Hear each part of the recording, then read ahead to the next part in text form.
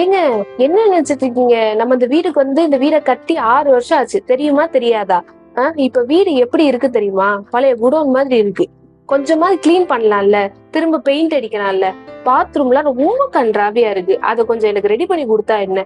பத்தாக்குறைக்கு மூலைக்கு மூலை எறும்பு புத்து வேற. கடி வாங்குறது நானு, கிளீன் பண்றது நானு. நீங்களா? அதெல்லாம் கொஞ்சம் கவனிச்சா என்ன? வீட பார்க்கவே முடியல. இவ ஒருத்தி நயன்ண்டு அதுக்கு தாண்டி செலவு கணக்கு பாத்துட்டு இருக்கேன். என்னத்த கணக்கு? எவ்வளவு நாள் கணக்கு போடுவீங்க? எவ்வளவுதான் வரும் அப்படி? அதுவே 45,000 இருந்து 50,000 தொடுது. எங்கிட்டு போக காசுக்கு? என்னது 45,000 50,000 ஆகுமா? என்னங்க சொல்றீங்க? ஆமா, எல்லாமே பெரிய பெரிய செலவு. ஒன்ன தொட்டா இன்னொன்னு தொட்டா இன்னொன்னு. நான் கண்ணு மொழி தெரியாம பிரிங்கி முழிச்சுக்கிட்டு இருக்கேன். நீ வேற இந்த நேரத்துல சரி பண்ணுனா எங்கிட்டு கூடி சரி பண்றது? யார்கிட்ட காசு இருக்கு? உன்கிட்ட காசு இருக்கா? இல்ல உன்கிட்ட வேற ஏதாவது வழி இருக்கா?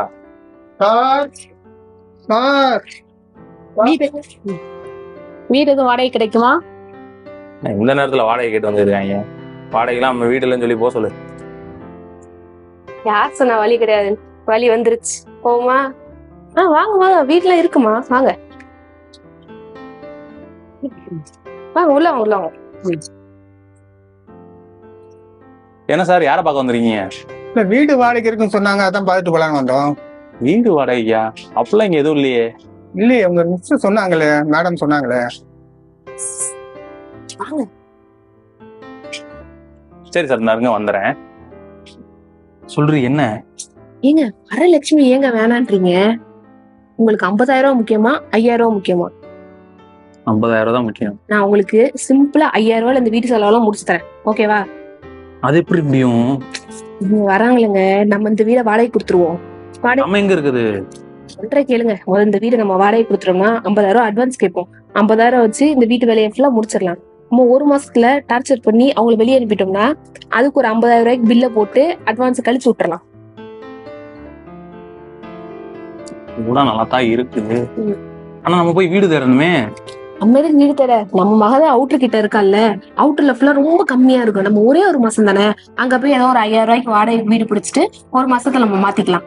நம்மளுக்கு செலவு முடிஞ்ச மாதிரி இருக்கும். இந்த வீடு 50,000 இல்ல 5,000 வேலையை முடிச்சிடலாம். நான் சொல்ற ஐடியால. நல்லா தான் இருக்கு, ட்ரை பண்ணி பார்ப்போம் வா. ஓகே. சரி சார், வீட்டுக்காரமாட்ட பேசிட்டேன். உங்களுக்கு வீடு வாடகை விட்டுறலாம். உங்களுக்கு டீட்டெயிலாம் தெரியுமா? டீட்டெயில் சொல்லிருக்கேன், சொல்லுங்க. என்ன சொல்லுங்க? அட்வான்ஸ் 50,000 ரூபா, சரிங்களா? வாடகை 10,000 ரூபா. 1ஆம் தேதி ஆனால் டான் எனக்கு வாடகை வந்துடணும். அட்வான்ஸ் இன்னைக்கே கொடுத்துடணும். இன்னைக்கு கொடுத்தீங்கன்னா தான் நாங்கள் நாளைக்கு வீடை உங்களுக்கு சுத்தம் பண்ணி கொடுக்க முடியும். முக்கியமாக அந்த நீங்கள் காலி பண்ணி போயல அந்த வெள்ளை அடிக்கிறது, இப்போ நான் மராமத்து வேலை கொஞ்சம் பார்த்து கொடுப்பேன். அதுக்கெல்லாம் கழிச்சிட்டு தான் மீதி காசு உங்களுக்கு கொடுப்பேன். அதுக்கு என்ன எவ்வளவு கம்மியா தானே வரும்? ஆமா, அது கொஞ்சமாக தான் வரப்போகுது. எவ்வளோ மீதி இருக்கோ அதை நான் உங்கள்கிட்ட கொடுத்துட போகிறேன். நீங்கள் தானே புழங்க போகிறீங்க. உங்கள் வீடு நீட்டாக இருக்கிறதுக்காண்டி நான் செலவு பண்ணி தரேன். கடைசியாக நீங்கள் போகும்போது அதை கழிச்சிட்டு போயிடலாம். ஆமாம். அடுத்து, வீட்டில் எத்தனை பேர் தங்கியிருக்கீங்க? மொத்தம் 4 பேர் சார். எங்களுக்கு சொந்த வீடு இருக்கு. நாங்க அவுட்டர்ல இருக்க சொந்த வீடு இருக்கு. மருமகன் வெளிநாட்டுல போயிட்டாரு. அதனால மகா கன்சீவ் இருக்கனால டவுனுக்குள்ள வந்தா நல்லதுன்னு நினைச்சு வீடு பார்க்க வந்திருக்கோம். அதுக்கு மேல யாரும் வரமாட்டாங்கல்ல? ஆமா சார், அவ்வளோனா அவ்வளோதான் இருக்கணும். யாரும் எக்ஸ்ட்ரா வராம பாத்துக்கோங்க. இல்ல, யாரும் வரமாட்டாங்க. சரி, வீடை பார்த்து கவனமா வச்சுக்கோங்க. எதனாலும் நீங்க தான் பொறுப்பு பாத்துக்கோங்க. பாத்துக்கலாம். சரி சார், நாளைக்கு காலி பண்ணி கொடுத்துருவோம். சரி, நாளைக்கு வாங்க, அதுக்குள்ள எல்லா வேலையும் பார்த்து வைக்கிறேன். சரிங்களா? சரி சார், நன்றி, போயிட்டு வாங்க. சரி. 3 days later. சார், வீடை காலி பண்ணி சொன்னீங்க. வீடை காலி பண்ணிட்டேன். எல்லா ஜாமான் செட்லாம் ஒதுக்கிட்டேன். அட்வான்ஸ் திருப்பி தரேன்னு சொன்னீங்க. அது என்னன்னு கேட்டு போலான்னு வந்தேன். உங்களுக்கு தான் கணக்கு பார்த்துட்டு இருக்கேன், வெயிட் பண்ணுங்க.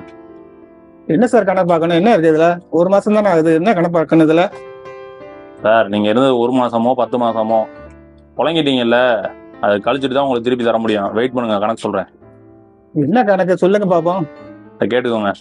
வெள்ளை அடிச்சதுக்கு 15,000 ரூபா. 1 மாசம் இருந்ததுக்கு 15,000? சார், திருப்பியும் சொல்றேன், நீங்க 1 மாசம் இருந்தவங்க, 10 மாசம் இருந்துக்கோங்க, 1 வருஷம் இருந்துக்கோங்க, புழங்கிட்டீங்கன்னா இவ்வளவு கழிச்சு தான் தீரணும். அடுத்து வாடகை வரவங்களுக்கு நாங்க புதுசா தானே அடிச்சு கொடுக்க முடியும்.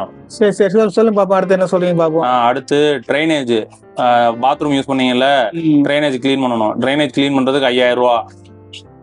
பாத்ரூம், ஆமா, பாத்ரூம் பாத்தீங்கன்னா பாத்ரூம் டைல்ஸ் எல்லாம் பாருங்க, அதுக்குள்ள உப்பு கரிச்சு போச்சு. அதை டைல்ஸ் கிளீனர் வச்சு தான் க்ளீன் பண்ணணும். ஒரே மாசத்துல அடிச்சிருச்சா? ஆமா. சரி சொல்லுங்க. அது டைல்ஸ் க்ளீன் பண்ணி கொடுக்கறதுக்கு அதுக்கு ஒரு 2000 ரூபா. சரி. அடுத்து இந்த பாத்ரூம்லாம் பாருங்க, பாத்ரூம் பைப்ஸ் எல்லாம் பாத்தீங்கன்னா உப்பு கரிச்சு போய் கிடக்கு ஒரே மாசத்துல. ஆமா. சரி. அது அடுத்து இந்த கிச்சன்ல பாத்தீங்கன்னா எல்லாம் அப்படியே எண்ணெய் படிஞ்சு போய் கிடக்கு. அதை அப்படியே நான் கிளீன் பண்ணணும். ஃபுல்லா கிச்சன் ஃபுல்லா எண்ணெயா இருக்கு. எவ்வளவு எண்ணெய் தான் யூஸ் பண்ணீங்களோ அதை கிளீன் பண்ணணும். அதுக்கு ஒரு 2000 ரூபா. வாசல் ரொம்ப ஒஸ்டா வச்சிருக்கீங்க. வாசலை பாருங்க, எங்கிட்டு பார்த்தாலும் குப்பையா கிடக்கு.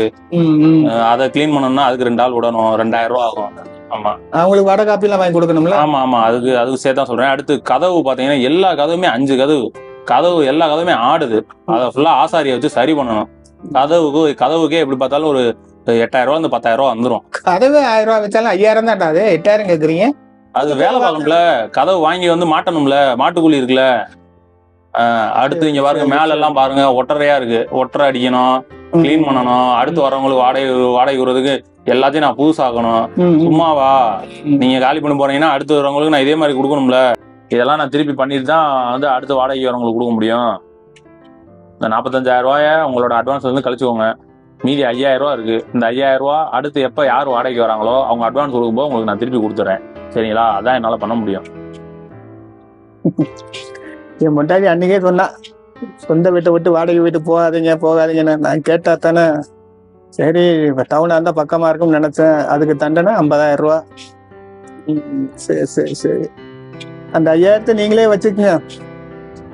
சந்தோஷமா இருங்க, பாத்துக்கலாம். கிளம்புங்க சார். என்னாச்சு? சக்சஸ். சூப்பர். சரி, நீ அங்க நம்ம வீட்டுக்காரங்களுக்கு ஃபோன் பண்ணு. அங்க இருக்க ஜாமான் அங்க காலி பண்ணிட்டு அங்க இருக்க ஜாமான் அப்பெல்லாம் இங்க கொண்டு வந்துருவோம். ஓகே.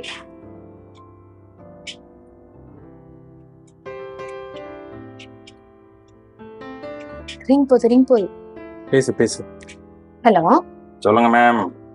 சார், இந்த போன மாசம் உங்க வீட்டுக்கு குடி வந்தோம்ல, அவங்கதான் சார். தெரியுது சொல்லுங்க. சார், இந்த மாதிரி வீடு காலி பண்ணலான் இருக்கோம். நாளைக்கு ஜாமான்லாம் எடுத்துக்கிறோம் சார். தாராளமா எடுத்துக்கோங்க. யாரு வேணானது? சரிங்க சார், ஜாமான்லாம் எடுத்துட்டு உங்களுக்கு சொல்றேன் சார். இந்த ஒரு அட்வான்ஸ் அமௌண்ட் கொடுத்தோம்ல, அதை மட்டும் இன்னைக்கு பாதி அமௌண்ட் ஜிபே பண்ணிடுறீங்களா? அட்வான்ஸ் அமௌண்டா? அதுல கொஞ்சம் கழிக்க வேண்டியது இருக்கு. ஒரு மாசத்துக்கு என்னத்துக்கு சார் கழிக்க போறீங்க? மேடம், இப்படிதான் என் மாமனார் மாமியாரும் உங்க ஊர்ல குடியிருந்திருக்காங்க. அவங்களுக்கு என்னடானா ஒரு மாசத்துக்கு 45,000 ரூபா கழிச்சு அனுப்பியிருக்காங்க. சோ உங்க ஊர் பிரகாரம் உங்களுக்கு ஏதாவது கழிச்சுதானே என்னால அனுப்ப முடியும். அப்படிலாம் இல்லையே சார், யாரும் உங்களுக்கு தப்பா சொல்லியிருக்காங்க. அப்படிலாம் கிடையாது.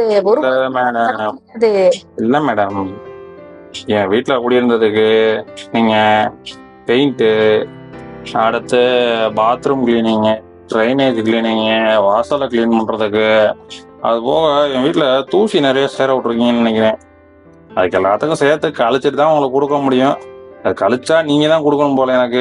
எப்படி நீங்க அதை கொடுத்துட்டு உங்க ஜாமான் எடுத்துட்டு போய்க்கிறீங்களா? ஒரு நிமிஷம் சார், நான் திரும்ப கூப்பிடுறேன்.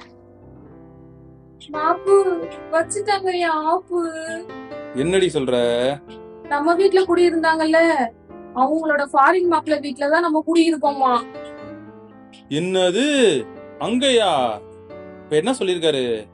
நம்ம பண்ண மாதிரியே ரிப்பீட் அடிச்சுட்டாங்க. அட்வான்ஸ் தர மாட்டாங்களாம், அதுல டாலி பண்ணிட்டாங்களாம். 10 மணிக்கு நம்ம தான் தரணுமாண்ணா. என்னடி சொல்ற? இது ரிப்பீட் இல்லடி, டபுள். என்னது? நான் 1 லட்சம் ரூபாய் அட்வான்ஸ் கொடுத்திருக்கேன். 1 லட்சமா? வணக்கம் மக்களே. போன வாரம் எங்களுக்கு அழகான அறிவான ஒரு பெண் குழந்தை பிறந்திருக்காங்க. ஒரு 15 நாளா, அதனால தான் எங்களால் வீடியோ போட முடியல. இந்த வீடியோவோட கருத்து என்னன்னு பார்த்தீங்கன்னா, சொந்த வீட்டுக்காரங்களாம் ஆசைப்படுங்க, பேராசைப்படாதீங்க. வாடகை இருக்கவங்கலாம் அன்பு வைக்காதீங்க, பேரன்பு வைங்க நீங்கள் குடியிருக்க வீட்டு மேலே. இப்படி இருந்தீங்கனாலே 2 பேருக்குமே நல்லது. வீடியோல சொன்ன மாதிரி தான் எங்களுக்கு நிறைய விஷயம் நடந்திருக்கு. நிறைய விஷயம் நடந்ததான் இந்த வீடியோல சொல்லியிருக்கோம். ஆமாம், நான் பிறந்ததுலேருந்து வளர்ந்தது வர இன்னைக்கு வரையும் நான் வாடகை வீட்டில் தான் இருக்கேன். அதனால் இதெல்லாம் சொல்கிறதுக்கு நான் தகுதியானவன் தான். இந்த மாதிரி சில பிரச்சனைகளை தவிர்க்கிறதுக்கு 2 பேருமே, அதாவது வீட்டு ஓனரும் சரி, வாடகைக்கு போகிறவங்களும் சரி, ஒரு சிட்டிங் உட்காந்து பேசுங்க. முடிஞ்சளவு ஒரு அக்ரிமெண்ட் போட்டுக்கோங்க, சின்ன ஒரு அக்ரிமெண்ட் போட்டுக்கலாம். அதையும் மீறி 2 பேரும் மனசாட்சியோடு நடந்துக்கிறது ரொம்பவுமே முக்கியமான ஒன்று. ஏன்னா ரொம்ப கஷ்டப்பட்டு தான் அந்த அட்வான்ஸ்ன்ற ஒரு அமௌண்ட்டையுமே நம்ம பெரட்டி கொடுக்குறோம். அதையுமே கடைசி கழிக்கிறோன்ற பேர்ல அது அட்வான்ஸ் ஃபுல்லாவே காலி அப்படின்னா எவ்வளவு கஷ்டமா இருக்கும். நம்மளாம் நினைச்சிருப்போம் வீடு காலி பண்ணும்போது அட்வான்ஸ் அமௌண்ட் வரும், அதை வச்சு அடுத்த வீடு போக்கலாம் அப்படின்னு நினைப்போம். ஆனா அந்த அட்வான்ஸே வரல அப்படின்னா அடுத்த வீட்டுக்கு போகும்போது அதையும் யோசிக்கணும் இல்லையா?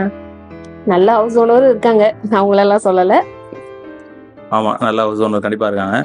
ஒரு அம்மா வயசானவங்க தான், அவங்களே சொன்னாங்க, நாங்களாம் சொந்த வீட்டில் இருக்கோங்கடா, நீங்களா வாடகை வீட்டில் இருக்கீங்கடா, பார்த்து நடந்துங்க அப்படின்னு சொன்னாங்க. அவங்களுக்கே தெரியாது, அவங்க வந்து கடைசி காலத்தில் இறந்ததுக்கு அப்புறமுமே அவங்க சொந்த வீடை தலையில் தூக்கிட்டு வச்சுட்டு போக முடியாது. அரைப்பிடி மண்ணை கூட எடுத்துகிட்டு போக முடியாதுன்னு வச்சுக்கோங்களேன். அந்த மாதிரி சொந்த வீட்டில் இருக்கவங்களுக்கு ஒரு சில கர்வம் இருக்க தான் செய்யும். வாடகை வீட்டில் இருக்கவங்களும் ஒரு சிலர் அதில் சரியில்லாமல் இருக்கிறதான் செய்கிறாங்க. சொந்த வீட்டுக்காரங்களுக்கும் கஷ்ட நஷ்டங்கள்லாம் இருக்குது, அதில் மாற்று கருத்தே கிடையாது. ஏன்னா அவங்களும் சிரமப்பட்டு தான் வீடு கட்டியிருப்பாங்க, கடன் வாங்கி வீடு கட்டியிருப்பாங்க, ஆனால் பார்த்து அழகாக கட்டியிருப்பாங்க. அந்த வீட்டில் போயிட்டு நம்ம வாடகைக்கு இருந்துட்டு அதை அசிங்கம் பண்ணுறது மிகப்பெரிய தப்பு. வாடகைக்கு போகிறவங்களுமே அந்த வீடை சுத்தபத்தமாக வச்சுக்கிட்டு அவங்க, அதாவது சொந்த வீட்டுக்காரங்க பார்த்தாங்கன்னா ஒரு சந்தோஷம் வரணும், அப்பா நம்ம வீடை சூப்பராக வச்சுருக்காங்க அப்படின்ற மகிழ்ச்சி வர அளவுக்கு நம்ம பார்த்துக்கிட்டோம்னா 2 பேருக்குள்ளேயுமே ஒரு நல்ல அண்டர்ஸ்டாண்டிங் இருக்கும். வாழ்க வையகம், மகிழ்ச்சியோட வாழ்வோம். அது சொந்த வீடாக இருந்தாலும் சரி, வாடகை வீடாக இருந்தாலும் சரி, கடைசி வரையும் மகிழ்ச்சியோட வாழ்வோம். மிக்க நன்றி. பாய்.